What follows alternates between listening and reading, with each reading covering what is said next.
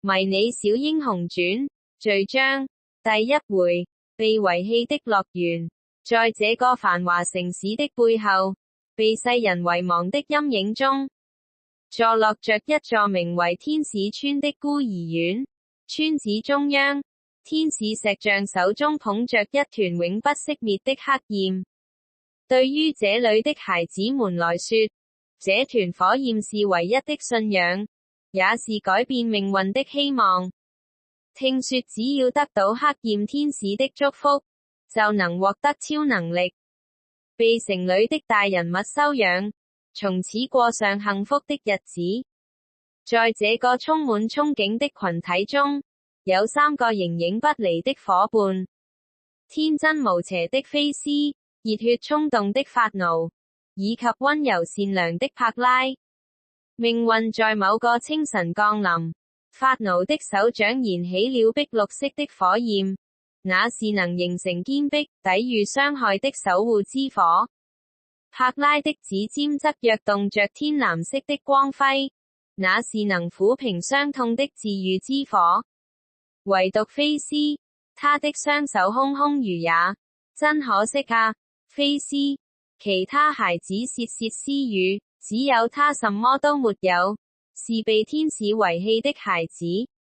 誰說的？法奴會憤怒地揮舞着拳頭，用他剛剛覺醒的綠色火焰，在那些嘲笑菲斯的同伴面前築起一道火牆。菲斯才不是被遺棄的，他只是還沒到時候。柏拉則會輕輕拉住菲斯的手，他那溫柔的藍色火焰，不僅僅是撫平傷痛，有時候也悄悄地治癒菲斯內心那份不為人知的，因為與眾不同而產生的一絲小失落。沒關係的，菲斯，你就是你，我們喜歡的是你，不是你的力量。這份沒有超能力也能被接納的溫暖，讓菲斯從不在意自己一無所有。那是一個陽光罕見地穿透中年陰霾的午後，接招吧，這是我菲斯大人的，必殺爆熱射球。菲斯一腳將破舊的足球踢向用石塊堆成的球門，臉上掛着比陽光還燦爛的笑容。守門的是甲軍，他還來不及反應，一道綠色的光盾突然在他面前展開，砰！足球撞在光盾上彈飛出去。法奴，你又作弊！菲斯氣鼓鼓地指着球門邊的綠髮少年，說好不用超能力的。法奴收起掌心的綠焰，做了個鬼臉，壞笑道：這叫戰術防禦，誰叫你的射門太慢了。柏拉正蹲在月軍身邊，指尖溫柔的藍焰拂過月軍剛剛擦傷的膝蓋，眨眼間，破皮的傷口愈合如初。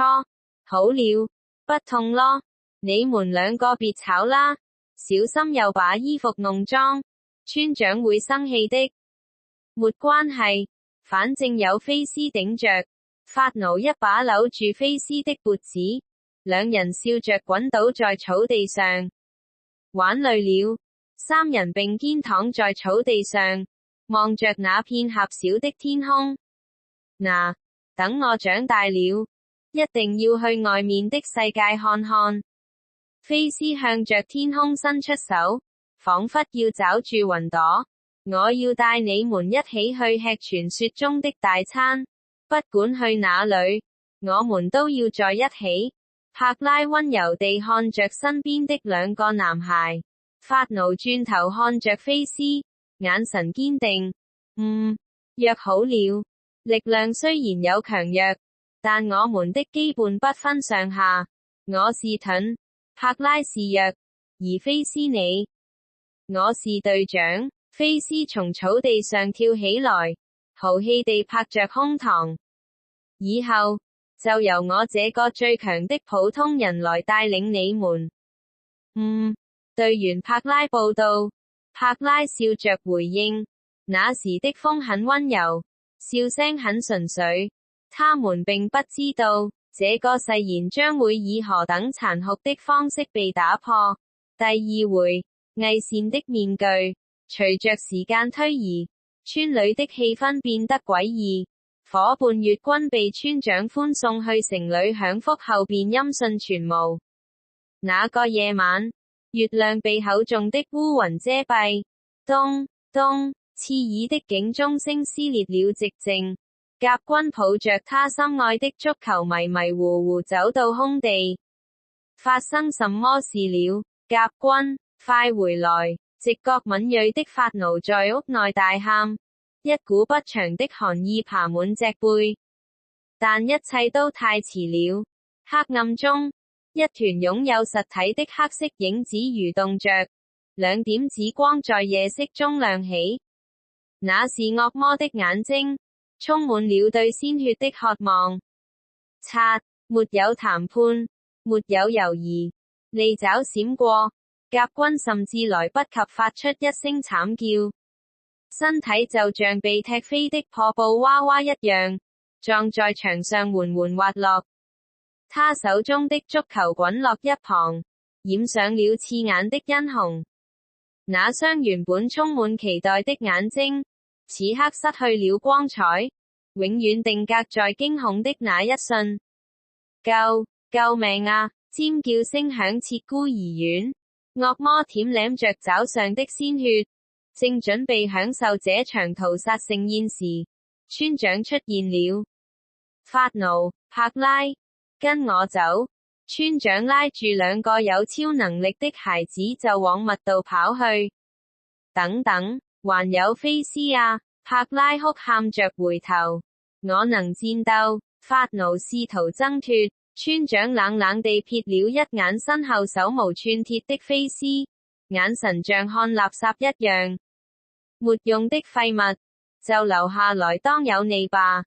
砰！通往生路的門在菲斯面前重重關上。被拋棄的寒意，比眼前的惡魔更讓他恐懼。菲斯握緊了顫抖的拳頭，轉身面對那頭的怪物。第三回。沉默的真相。菲斯沒有逃走，為了拖延時間讓夥伴跑得更遠，他撿起地上的石塊，如踢足球般瘋狂射向惡魔。來啊，你的對手是我。惡魔發出黑色的衝擊波，輕易將菲斯轟飛。劇痛傳遍全身，菲斯重創倒地，惡魔一步步逼近。喉嚨裏發出含混不清的嘶哮，必殺、爆熱、射球、菲斯愣住了。這個聲音，難道是逃生門後的柏拉和法奴焦急地呼喊？村長，菲斯還在哪裏？村長原本冷酷的臉上閃過一絲煩躁，他看了身後兩個眼中充滿了求恨且潛力無限的孩子。去死吧！妖孽！一道黑色的烈焰突然從後方襲來，貫穿了惡魔的頭顱。惡魔化為灰燼前，那雙眼睛流露出的不是殺意，而是解脫的哀傷。村長氣喘吁吁地出現，呼！差點讓這怪物跑了。村長，你回來救我了。菲斯掙扎着爬起來，可是剛才那個怪物好像認識我們，你想多了。村長迅速打斷他，臉上堆起虛假的笑容。柏拉和法奴也跑了回來，柏拉跪坐在菲斯身邊，雙手輕輕覆蓋在他焦黑的傷口上，柔和的藍色火焰像水流般湧出。菲斯感覺到一股溫暖流遍全身。剛才被惡魔重擊的劇痛正在迅速消退。謝謝你，柏拉。菲斯看着眼前這個溫柔的女孩，又看了看身旁一臉擔憂的法奴，心中那股關於惡魔認識我們的不安感稍微平復了一些。只要大家都在一起，就沒什麼好怕的。然而，村長冰冷的聲音打破了這短暫的溫馨。菲斯，既然相治好了就快點起來，城裏的大人物不喜歡等人。這句話如同晴天霹靂，菲斯愣住了，法奴和柏拉也猛地抬起頭。現在，這麼快，法奴急切地站起來擋在村長面前。村長，菲斯還沒完全恢復，能不能？村長不容分說地拉起菲斯，這是為了菲斯的未來。難道你想阻礙他去過好日子嗎？法奴語塞，拳頭握得落落作響，卻無法反駁。菲斯拍了拍法奴的肩膀，強擠出一個笑容。別擔心，法奴，村長說得對，這是難得的機會。雖然嘴上這麼說，但菲斯的腳步卻像灌了鉛一樣沉重。夕陽的餘暉將三人的影子拉得很長，卻即將分道揚鑣。菲斯，柏拉的眼眶紅了，淚水在打轉。你真的要走了嗎？別哭啦，愛哭鬼。菲斯強顏歡笑，揉了揉他的頭髮。我是去享福耶，等我安頓好，一定回來接你們。法奴走上前，伸出拳頭輕輕捶了一下菲斯的胸口。那是他們男人間的道別方式。喂，菲斯，去了城裏別忘了我們。法奴的聲音有些沙啞。別忘了，我們是開引號點點點，是一輩子的好朋友。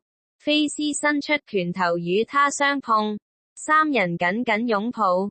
菲斯貪婪地感受着夥伴們的體溫，試圖將這一刻刻在腦海裏。好了，夠了，別磨磨蹭蹭的。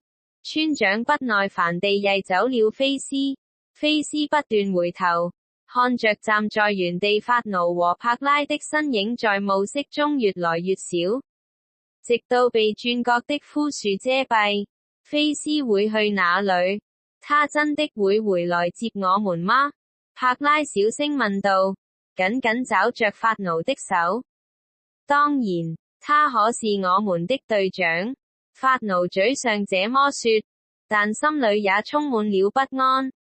第四回，天使領域即地獄，穿過蜿蜒的山路，周圍的景色越來越荒涼，空氣中彌漫着焦肉的氣味。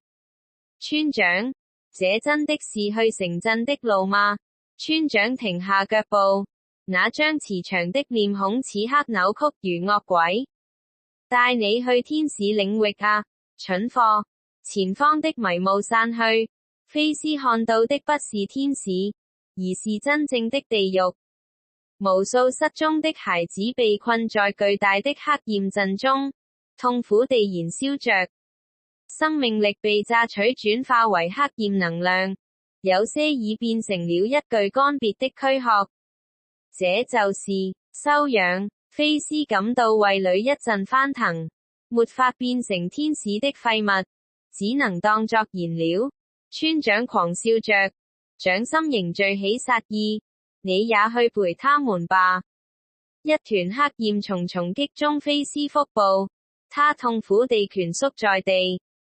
村長的腳踩在他的頭上用力指壓。既然活着沒用，那就燃燒吧。黑色的火焰像毒蛇一樣順着村長的腳爬向菲斯。灼熱的溫度讓他的皮膚開始焦裂。菲斯的視線模糊了，淚水混合着泥土流進嘴裏，滿是苦澀。原來這就是真相嗎？根本沒有什麼修養，沒有什麼幸福的未來。我們每天祈禱的黑焰天使，原來是吃人的惡魔。原來全是謊言。菲斯絕望地閉上了眼睛，放棄了掙扎。這個世界根本沒有天使。就在那致命的黑焰即將吞噬菲斯的瞬間，嗡，一股溫暖而強大的彩色波動從虛空中爆發，硬生生驅散了逼近的黑焰，將不可一世的村長震退。菲斯睜開眼，看到一個嬌美的少女身影出現在他面前。粉紫色的長髮，背後舒展着潔白的乳液，但那乳液顯得有些單薄，甚至呈現出半透明的狀態，仿佛她的力量已經所剩無幾，不許再傷害孩子們。天使回過頭，紫水晶般的眼眸透着堅毅，對菲斯說道：堅持住。天使，菲斯喃喃自語。菲斯，你在哪裏？遠處傳來了法奴和柏拉的聲音。聽到聲音，天使的神情一暗，他的身體開始化作無數光點。我的力量已經無法維持實體了，不要放棄生存。隨着一陣微風，天使消散在空氣中，法奴和柏拉一路追尋，正好看到滿身傷痕的菲斯正獨自面對猙獰的村長。村長，你在做什麼？法奴怒哮一聲，綠色的防禦之火傳開，擋在菲斯面前。柏拉，快帶菲斯治療，這裏交給我。看到同伴趕到，菲斯緊繃的神經終於放鬆下來，但他還來不及思考剛才那個神秘的天使去哪了。現實的戰鬥就再次拉開了帷幕。第5回，勝利之後的深淵。法奴的防禦之火在村長老練的攻擊下節節敗退。只有這點程度嗎？村長嘲弄道。一道重擊將法奴打得口吐鮮血。難得有點天賦，但逆我者亡，下黃泉吧。就在法奴意識模糊之際，一個充滿誘惑的女聲在他耳邊響起。那是來自黑焰陣深處的低語。看看你，像條狗一樣在這裏拼命。你的朋友們呢？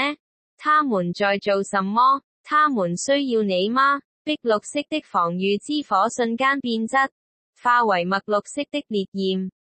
法奴在極度的憤怒中一擊撕碎了村長。大人，我們成功了，是天使。村長在死前看着法奴狂暴的姿態，露出了最後一絲詭異的微笑。法奴跪在地上，看着倒在血泊中的村長。我贏了，我保護了大家，強烈的喜悅與自豪湧上心頭。他迫不及待地想得到夥伴的誇獎。他拖着沉重的步伐，繞過廢墟，終於找到了他們。回憶畫面，那是個微風吹拂的午後，他和菲斯坐在屋頂上。菲斯，說個秘密你知。法奴臉紅紅地抓着頭髮。我很喜歡柏拉。菲斯愣了一下，隨即笑了，也紅着臉說：那我得告訴你一個壞消息，我們變成情敵了，因為我也很喜歡柏拉。兩人對視了幾秒，突然爆發出大笑。菲斯打趣道：你要是娶柏拉為妻，一定要找我做伴郎啊。不找你找誰？好兄弟，哈哈，沒錯，無論發生什麼事，我們三人永遠都是最要好的朋友。菲斯搭着法奴的肩膀，想到這裏，法奴沾滿血污的臉上露出了一絲溫柔的傻笑。嘻嘻，這次我可是大英雄了。菲斯那家伙一定會羨慕死。柏拉也會誇獎我吧。菲斯，柏拉，他的聲音戛然而止，眼前的景象如同一盆冰水澆下。柏拉正緊緊抱着菲斯，雙手按在他的胸口，全神貫注地釋放着藍色的光芒，臉龐幾乎貼在菲斯臉上。而菲斯因為劇痛和虛弱，正緊緊抓着柏拉的手臂，兩人眼中只有彼此。事實上，柏拉正在拼命修復菲斯受損的心脈。但在深受重傷、心靈脆弱的法奴眼中，這一幕被扭曲了。這時，一股陰冷的黑色霧氣再次升起，那把女聲再次在他耳邊編織謊言。看啊，多麼溫馨的畫面！你在那邊流血判命，他們卻在這裏互相依偎。法奴，你只是個盾牌，危險過去了，盾牌就可以丟掉了。他們之間根本沒有你的位置，你是多餘的，我是多餘的。法奴原本翠綠的眼眸開始被渾濁的黑色侵蝕。沒錯，菲斯一直窒到你的力量，現在他受傷了，柏拉只會心疼他，沒人會在意你，把你的悲傷、孤獨，全部化為怨恨吧。啊哦！一聲淒厲的長嘯撕裂了天空，菲斯和柏拉猛地回頭，卻看到法奴全身布起墨綠色的青筋，原本守護同伴的防禦之火，變成了吞噬一切的怨恨之火。我恨你們，惡魔法奴發出了震耳欲聾的咆哮。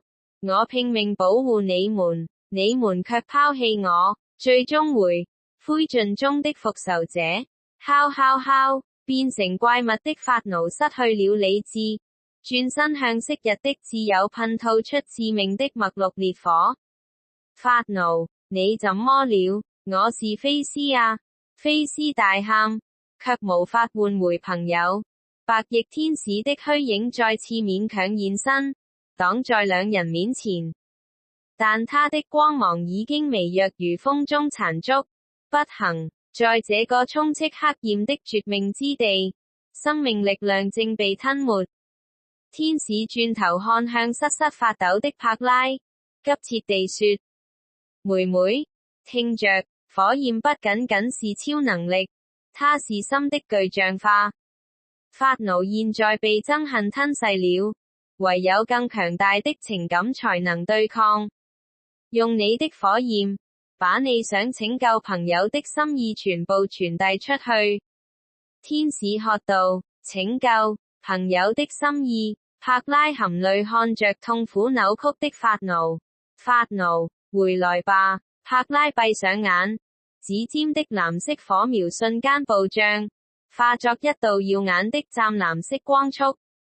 那不再只是治療傷口的火，而是包含着想要守護三人羈絆的強烈愛之火。去死吧！法奴噴射出充滿殺意的墨綠色怨言。醒醒吧！柏拉在天使指導下釋放出淨化的湛藍色愛火。兩股性質截然相反，卻同樣龐大的能量在空中劃過，即將發生毀滅性的對撞。菲斯看得很清楚，一旦正面衝突，要麼法奴死，要麼柏拉亡。無論哪一方獲勝，他都會失去一個摯友。住手！快住手啊！沒有人聽得到他的吶喊。他是無超能力者，是旁觀者。不，我不是旁觀者。既然我的身體是空的，那就由我來承受這一切。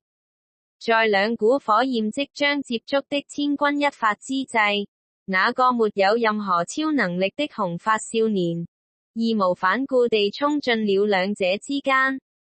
菲斯、柏拉驚恐地睜大眼睛，法奴混沌的意識中也閃過一絲錯愕。轟隆，左邊是腐蝕萬物的憎恨與嫉妒，右邊是熾熱重生的愛與犧牲。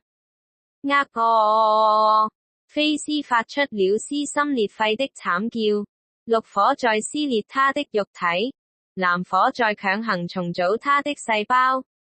破壞與再生，詛咒與祝福，兩股極端的力量以他的身體為戰場，瘋狂地廝殺。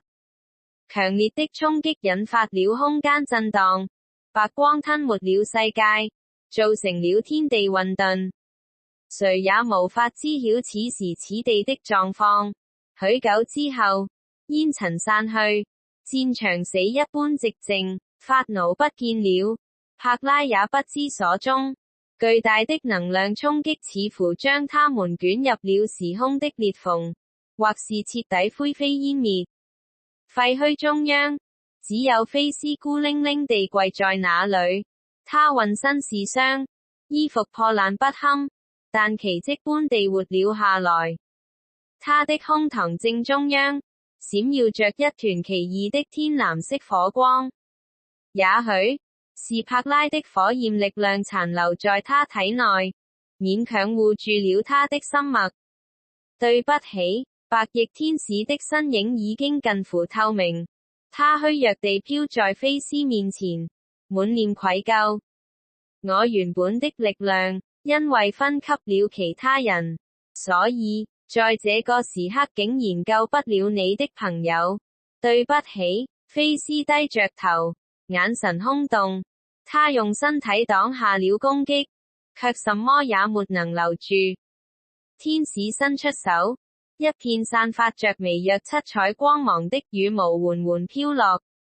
這是我的超生力量，雖然微不足道，但請收下它，使用這份力量保護自己，以及更多的人。菲斯緩緩抬起手，接住了那片羽毛。保護，人都死光了，還保護什麼？如果天使真的存在，為什麼我們要在地獄裏掙扎求生？為什麼法奴會變成怪物？為什麼柏拉要無辜犧牲？所謂的天使，根本就無能為力。所謂的祝福，不過是詛咒的前奏。菲斯的五指猛然收緊，啪！那片象徵着夢想與愛的七彩羽毛，在他掌心被捏得粉碎，化作點點星光消散。你不是天使，菲斯搖搖晃晃地站起來，手中的殘光逐漸化成一股狂怒的赤紅色火焰。那不是防禦，也不是治癒，那是他自己的火焰，純粹的、毀滅性的復仇之火。菲斯抬起頭，雙眼變成了駭人的血紅色。世界根本沒有天使，他直視着逐漸消失的天使幻影。我要消滅你們所有的惡魔。少年的夢想在這一刻徹底破碎，在灰燼之中，一個誓言要將所有惡魔燃燒殆盡的復仇者菲斯誕生了。序章完。